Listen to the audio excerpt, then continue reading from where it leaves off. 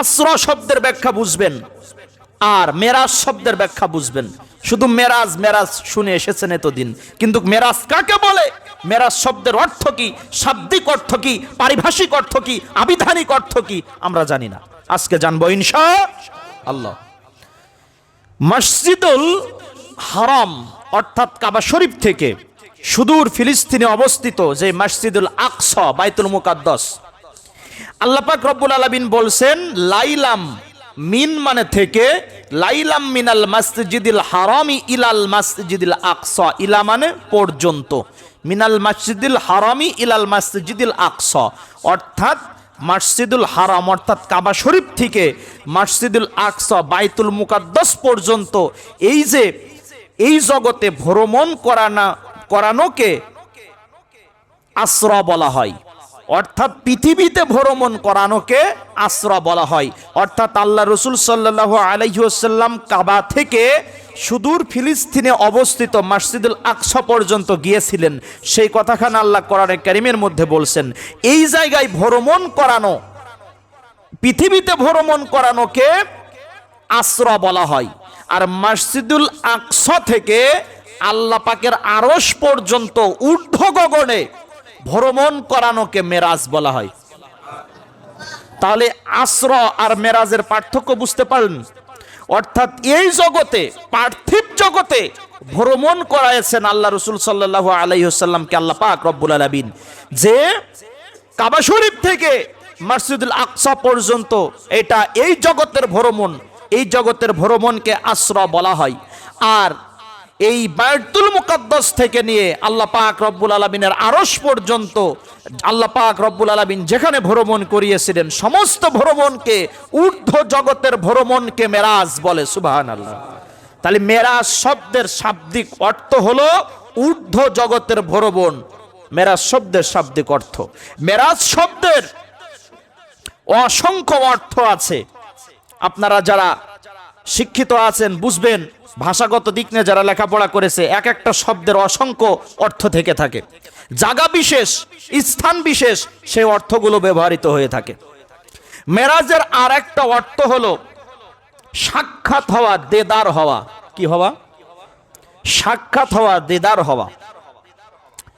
আল্লাহ পাক রব্বুল আলামিন রাসূল সাল্লাল্লাহু আলাইহি ওয়াসাল্লামকে পৃথিবীর বুকে পাঠিয়ে আল্লাহ রসুল সাল্লাল্লাহু আলাইহি ওয়াসাল্লাম দিন প্রচার করার জন্য যেই কষ্ট আল্লাহ রসুলকে সাধন করতে হয়েছিল, এই কষ্টগুলি আল্লাহ পাক রব্বুল আলামিনের দিদারের মাধ্যমে আল্লাহ পাক রব্বুল আলামিন কিছু ভোলাতে চেয়েছিলেন, যে আমার বন্ধুর যে কষ্ট হয়েছে, কারণ আল্লাহ পাক রব্বুল আলামিন গোটা সৃষ্টি রাজিকে একরকম ভাবে সৃষ্টি করেছেন, আর রসুল সাল্লাল্লাহু আলাইহি ওয়াসাল্লামের চেহারা মুবারক, রসুল সাল্লাল্লাহু আলাইহি ওয়াসাল্লামের শরীর মুবারক অন্যরকম ভাবে সৃষ্টি করেছে। সুবহানাল্লাহ। বলতে পারেন হুজুর এটা আবার কেমন কথা? আল্লাহ পাক রব্বুল আলামিন অতি আদর করে, গত জুম্মাতে বলেছিলাম, আল্লাহ পাক রব্বুল আলামিন রসুল সাল্লাল্লাহু আলাইহি ওয়াসাল্লামকে জিজ্ঞেস করেছিলেন, আমার দোস্ত তোমার কপাল বানাবো কেমন? আল্লাহ রসুল সাল্লাল্লাহু আলাইহি সাল্লাম বলেন, যেমন বলেছেন আল্লাহ তেমন ভাবে কপাল তৈরি করেছেন। আল্লাহ পাক রব্বুল আলামিন বলে, দোস্ত তোমার চোখ বানাবো কেমন, ভুরু বানাবো কেমন, ঠোঁট বানাবো কেমন, কান বানাবো কেমন? আল্লাহ রসুল যেমন বলেছে, খুলিকতা কামা তাশাউ, আল্লাহ রসুল সাল্লাল্লাহু আলাইহি ওয়াসাল্লাম যেমন বলেছেন, আমার আল্লাহ পাক রব্বুল আলামিন বন্ধুকে ঠিক সেইভাবে সাজিয়েছেন। সুবহানাল্লাহ। আল্লাহ পাক রব্বুল আলামিন গোটা সৃষ্টি রাজিকে দুই ভাগে বিভক্ত করেছে। কয় ভাগে? দুই ভাগে। অর্ধেক সৌন্দর্যকে দিয়ে আল্লাহ পাক রব্বুল আলামিন গোটা পৃথিবীর সৌন্দর্য তৈরি করেছেন। সুবহানাল্লাহ। আর অর্ধেক সৌন্দর্য দিয়ে হযরত ইউসুফ আলাইহিস সালাতু ওয়াস সালামকে তৈরি করেছেন, আর বাকি পুরা দিয়ে আল্লাহ রাসূল সাল্লাল্লাহু আলাইহি সাল্লামকে সৃষ্টি করেছে। সুবহানাল্লাহ। হযরত ইউসুফ আলাইহিস সালাতু ওয়াস সালামকে দেখে যে সমস্ত মহিলারা হাত কেটে ফেলাইছিল, আম্মা জান হযরত আয়েশা সিদ্দিকা রাদিয়াল্লাহু তাআলা আনহা বলেন, তারা যদি রাসূল সাল্লাল্লাহু আলাইহি ওয়াসাল্লামকে এক নজর দেখতো, হাত কাটতে কাটতে কাটতে কাটতে কলিজা পর্যন্ত কেটে ফেলাই দিত, তবু টের পেত না। সুবহানাল্লাহ। এত সুন্দর করে আল্লাহ রসুল সাল্লাল্লাহু আলাইহি ওয়াসাল্লামকে আমার আল্লাহ পাক রব্বুল আলামিন সৃষ্টি করেছেন। আল্লাহ রসুল সাল্লাল্লাহু আলাইহি ওয়াসাল্লামের দাড়ি কেমন ছিল, চুল কেমন ছিল, আল্লাহ রসুল সাল্লাল্লাহু আলাইহি ওয়াসাল্লামের শরীরের গঠন কেমন ছিল, এটা প্রত্যেকটা মানুষের জানা একান্ত জরুরি। যদি জানেন, ওইভাবে যদি আপনি কিয়ামতের দিন আল্লাহ রসুল সাল্লাল্লাহু আলাইহি ওয়াসাল্লাম ব্যতীত সুপারিশ করার মতন কেউ থাকবেন না, কারণ তিনি হলেন সাহিবুল কিয়ামা, তিনি হলেন কিয়ামতের বাদশা।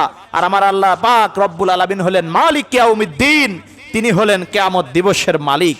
আল্লাহ রসুল সাল্লাল্লাহু আলাইহি ওয়াসাল্লামকে যখন মাকামে মাহমুদ দেওয়া হবে বসার জন্য আল্লাহ পাক রব্বুল আলামিনের পাশে, আল্লাহ পাক রব্বুল আলামিন এর হাবিব সাল্লাল্লাহু আলাইহি ওয়াসাল্লাম মাকামে মাহমুদে হাত ঠেকায় রাখবেন। আল্লাহ পাক রব্বুল আলামিন বলবে, দোস্ত বসো না কেন, বন্ধু বসো না কেন? আমার আল্লাহ রসুল সাল্লাল্লাহু আলাইহি ওয়াসাল্লাম বলবেন, রব্বুল আলামিন আমি যদি বসি তাহলে জাহান্নামের কিনারা থেকে আমার উম্মতকে কে রক্ষা করবে? আল্লাহ আমি যদি বসি ফুলসিরাতের কিনারা থেকে আমার উম্মতকে কে রক্ষা করবে? আল্লাহ আমি যদি মাকামে মাহমুদে বসি তাহলে পারে মিজানের পাল্লার কাছে কে দৌড়িয়ে গিয়ে আমার উম্মতকে রক্ষা করবে? আল্লাহ পাক রব্বুল আলামিন বলবে, বন্ধু আমি কসম দিলাম, আমি ওয়াদা দিলাম, আপনার একটা উম্মতকেও যারা একটা বার কালেমা স্বীকার করেছে, পড়েছে, ঈমান নিয়েছে, ঈমান নিয়ে মৃত্যুবরণ করেছে, আমি আল্লাহ পাক একটা উম্মতকেও জাহান্নামের মধ্যে দেব না। আপনি বসেন, দয়া করে মাকামে মাহমুদে আপনি বসেন। আল্লাহ রসুল সাল্লাল্লাহু আলাইহি সাল্লাম বলবেন, না, উম্মতি উম্মতি, আমার উম্মত আমার উম্মত, এ তো দরদের উম্মত আমরা। আল্লাহ পাক রব্বুল আলামিন রসুল সাল্লাল্লাহু আলাইহি ওয়াসাল্লামকে ঊর্ধ্ব জগতে ভ্রমণ করাচ্ছেন। প্রথম আসমান, দ্বিতীয় আসমান, তৃতীয় আসমান, চতুর্থ আসমান, পঞ্চম আসমান, এইভাবে করে 7 আসমান 7 জমিন ভ্রমণ করিয়ে যখন আল্লাহ রসুল সাল্লাল্লাহু আলাইহি ওয়াসাল্লাম সিদরাতুল মুনতাহায় গিয়ে পৌঁছালেন। কথা বুঝতে কষ্ট হচ্ছে নাকি? কথাগুলো একটু খেয়াল করেন, কারণ বিদ্যুৎ নাই তো কথা শুনতে হয়তো কষ্ট হচ্ছে, তাও খেয়াল করেন কথাগুলো, ভালো লাগবে। আল্লাহ পাক রব্বুল আলামিন কোরআন হাদিসের ভিতরে যেইভাবে বলেছে আমি সেইভাবে বলার চেষ্টা করেছি ইনশাআল্লাহ। আল্লাহ পাক রব্বুল আলামিন সিদরাতুল মুনতাহা পর্যন্ত রসুল সাল্লাল্লাহু আলাইহি ওয়াসাল্লামকে পৌঁছালেন। আপনারা জানেন এই সিদরাতুল মুনতাহা পর্যন্ত বরাক নামক যে বাহনটি ছিল আল্লাহ রসুল সাল্লাল্লাহু আলাইহি ওয়াসাল্লামের, এই বরাক নামক এই বাহনটি এই পর্যন্ত নিয়ে গিয়েছিল। সিদরাতুল মুনতাহা থেকে হযরতে জিবরাইল আলাইহিস সালাতু ওয়াস সালাম আল্লাহ রসুল সাল্লাল্লাহু আলাইহি ওয়াসাল্লামকে রেখে চলে গেলেন। আল্লাহ পাক রব্বুল আলামিন রসুল সাল্লাল্লাহু আলাইহি ওয়াসাল্লাম ডাক দিয়ে বলে, জিবরাইল তখন তো আমার সঙ্গে ছিলে, এখন কেন আমাকে ছেড়ে চলে যাচ্ছ? জিবরাইল আলাইহিস সালাতু ওয়াস সালাম বললেন যে আমি যদি আর একটু অতিক্রম করি আর সামনে যদি অগ্রসর হই, আল্লাহ পাক রব্বুল আলামিনের নূরের তাজাল্লিতে আমি ফেরেশতা জিবরাইল জ্বলে পুড়ে সারকার হয়ে যাব, আমি যেতে পারবো না। তাহলে কি হবে?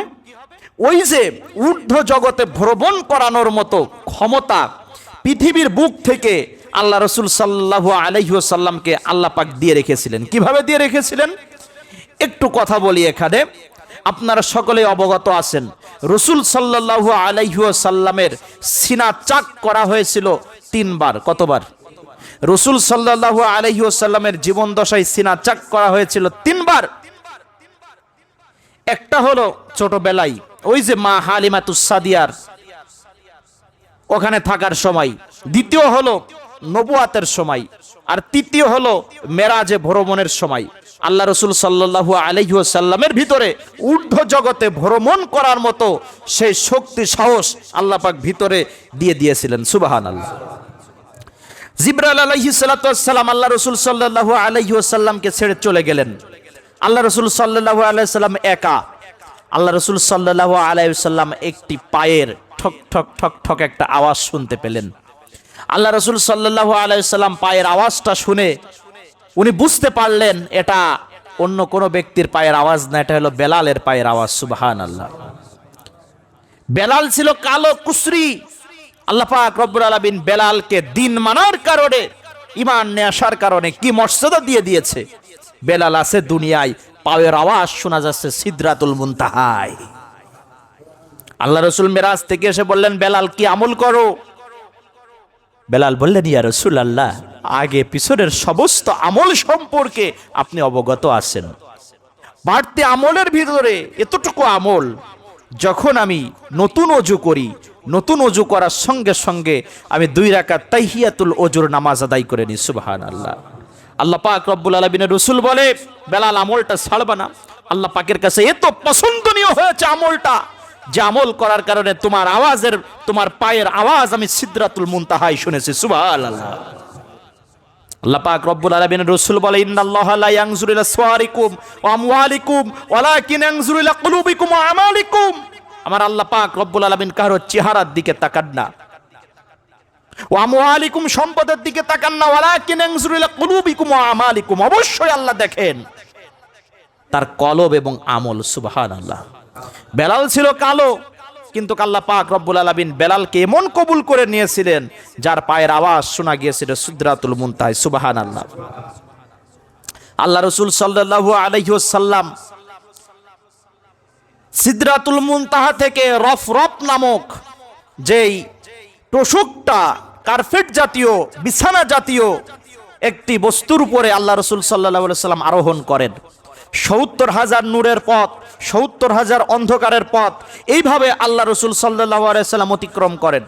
করার পরে আস্তে আস্তে রফরফ নামক বস্তুটি গিয়ে আল্লাহ পাক রব্বুল আলামিনের আরশে আজিমের কিনারায়, আরশে আজিমের কাছে গিয়ে ভিড়ে। সুবহানাল্লাহ।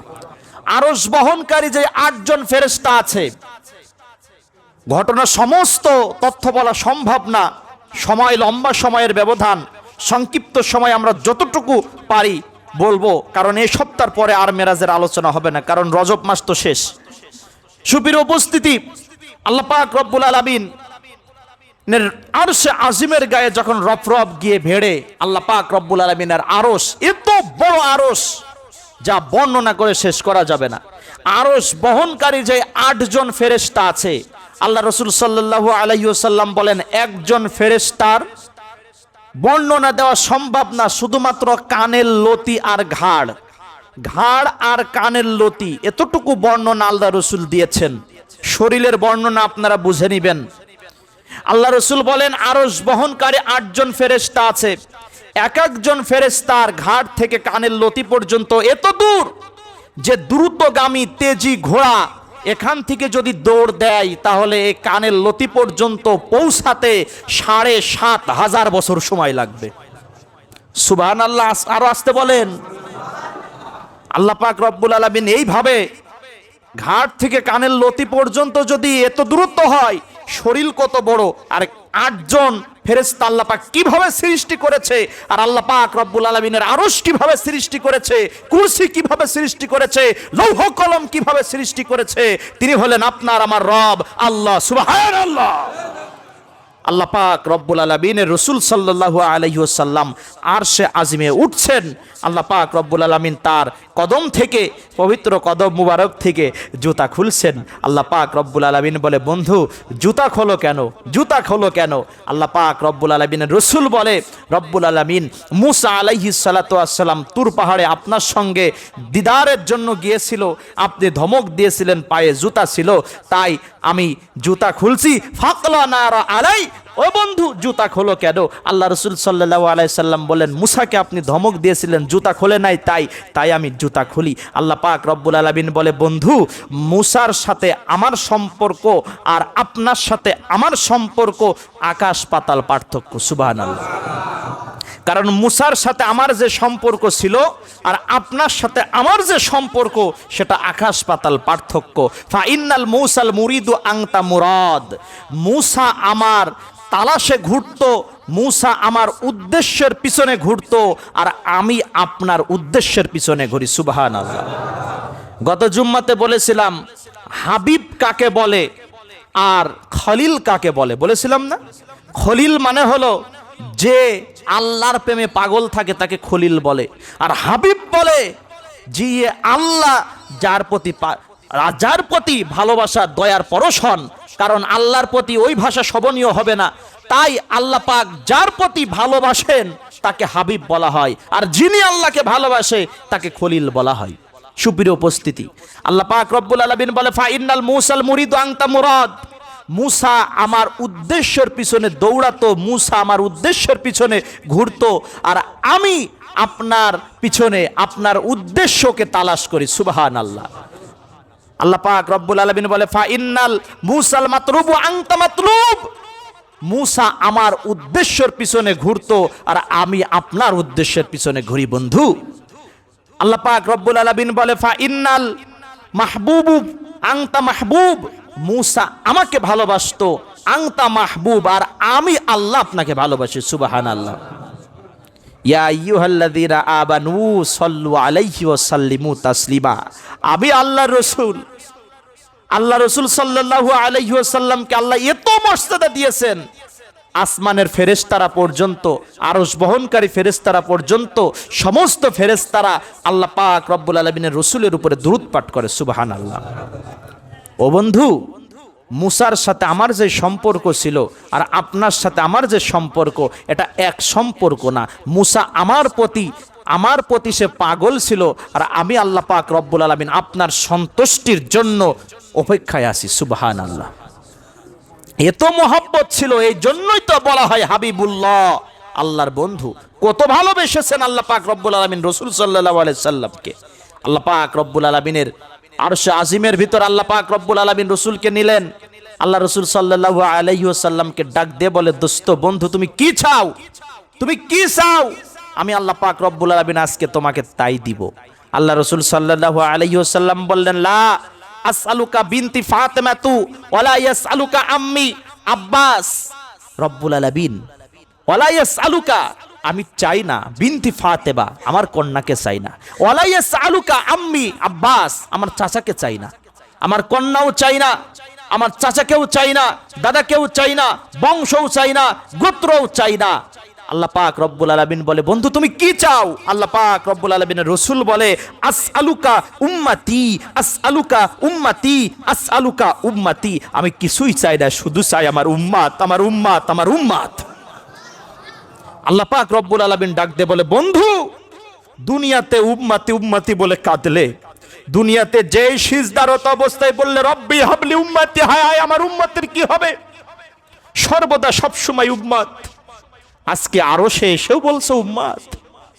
আল্লাহ পাক রব্বুল আলামিনকে আল্লাহ রাসূল সাল্লাল্লাহু আলাইহি সাল্লাম বলে, রব্বুল আলামিন আপনি হলেন রব, আপনি হলেন রব, আর আমি হলাম নবী রহমাত।